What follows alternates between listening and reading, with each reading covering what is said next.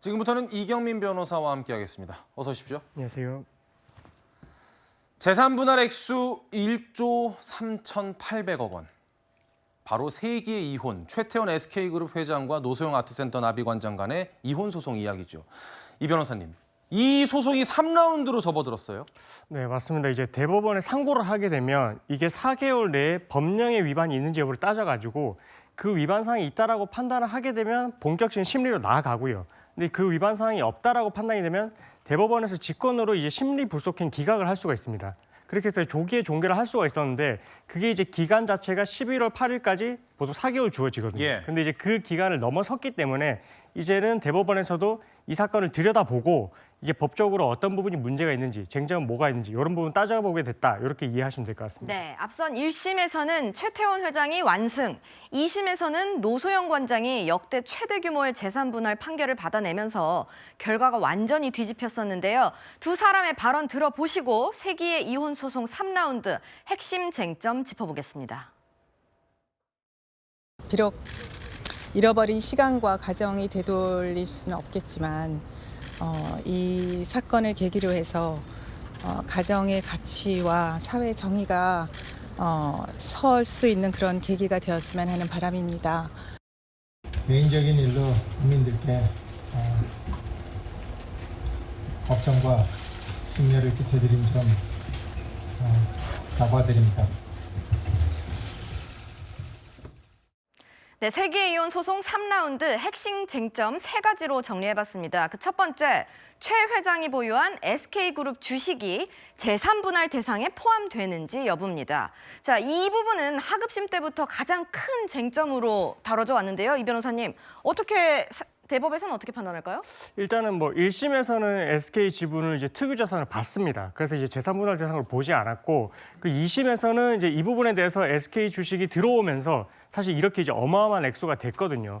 대법원에서는 이 부분에 대해서 다시 한번 이제 SK 지분을 뭐 특유 자산을 볼지 아니면 특유 자산을 보지 않는 게 맞을지 이 부분에 대해서 다시 판단을 할 것 같고, 근데 2심에서 이렇게 결정을 하게 된 부분은 결국은 이제 그때 당시에 이제 김옥숙 여사의 이제 메모, 거기서 이제 뭐 노 전 대통령이 300억을 이제 SK에 이제 제공을 했고, 그 부분이 이제 SK가 성장하는 데 있어가지고 마중물이 됐다. 이렇게 이제 판단했기 때문에 이 부분을 이제 재산분할 대상으로 삼은 거라서 대법원에서는 이 부분에 대해서 이제 확실히 뭐 이 비자금이 유입이 됐다라고 볼 수 있을지, 아니면 그럼 이 부분에 대해서 재산분할 대상으로 봐가지고 또 이거를 이제 분할을 해야 되는지 이 부분을 판단을 해야 되는데, 일반적인 법리에서는 이렇게 이제 이혼 사건에 있어가지고 일방이 이제 특유 자산으로 이제 취득을 했다 하더라도 뒤에 혼인 기간이 길어지면 이게 같이 어쨌든 부부간의 재산분할 대상으로 봐야 되기 때문에 대법원에서도 일단은 비슷하게 보지 않을까 이렇게 생각하고 있습니다. 그러니까 지금 말씀은 최 회장은 이거는 내가 선대에서 물려받은 재산이다. 그런데 노 관장은 함께 한 거다. 근데 이 함께 한 거라는 근거에 비자금이 나오는 거잖아요. 그렇습니다. 그런데 여기서 두 번째 쟁점 볼게요. 비자금 300억이라는 것은 사실은 불법 재산 아니냐. 이 불법인데도 이게 재산 분할 됩니까? 사실 이게 참 이 표현 자체도 참 조심스럽긴 한데, 이게 가사 사건하고 형사 사건에서는 바라보는 좀 관점 자체가 다르거든요. 그래서 이제 형사 사건에서는 위법하게 수집된 증거 같은 경우에는 처벌의 대상이 되는 증거를 쓰지 못한다라고 하고 있는데, 또 이례적으로 가사 사건의 이런 민사 사건에서는 그렇게 수집된 증거라도 이제 채택을 할 수가 있습니다.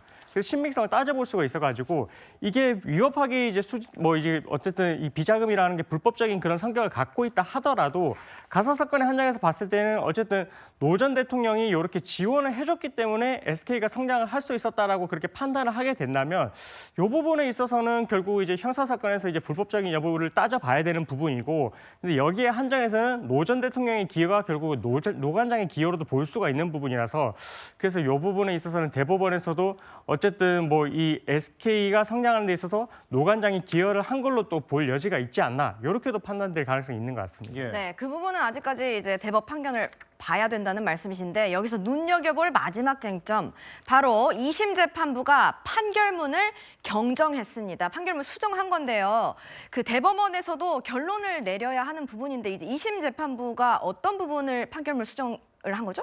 그러니까 이제 이 SK 주식의 전신이 되는 게 대한텔레콤 주식인데 그 주식의 가치를 이 판결문에 처음에는 이제 100원으로 설치를 했다가 1000원으로 경정을 했거든요. 그래서 그 부분에 있어가지고 요것도 이제 어쨌든 최태원 회장 측에서 이제 재항고를 해서 이게 대법원에서 이제 심리불속행 기간을 지나가지고 이제 판단을 해야 되는 그런 상황인데 이 경정이 중대한 부분에 오류다라고 하게 되면 판결에 어느 정도 영향을 미쳤다라고 볼 수 있기 때문에 다시 이제 결론이 날 것이고 만약에 이게 정말 재판부의 판단대로 그냥 일부의 그냥 단순 오기에 불과하다라고 하게 되면 그대로 이제 기각을 하게 되는 결정을 하게 될 텐데 이 부분에 대한 쟁점은 결국 이제 노 전 대통령이 기여를 했던 부분, 결국 이제 노 관장이 기여를 했던 부분이 이 SK 주식, 대한텔레콤 말고도 다른 부분이 기여를 했다라고 판단이 된다면 그러면 이 부분에 대해서는 판결의 중대한 하자로 볼 수가 없다. 이렇게 될 수도 있어가지고 이 부분도 이제 계속해서 좀 지켜봐야 될 것 같습니다. 자, 우리가 쟁점을 세 가지를 봤는데 시간 관계상 짧게 마지막 질문 드리겠습니다. 대법원은 그럼 종합적으로 봤을 때 누구의 손을 들어줄 것 같습니까?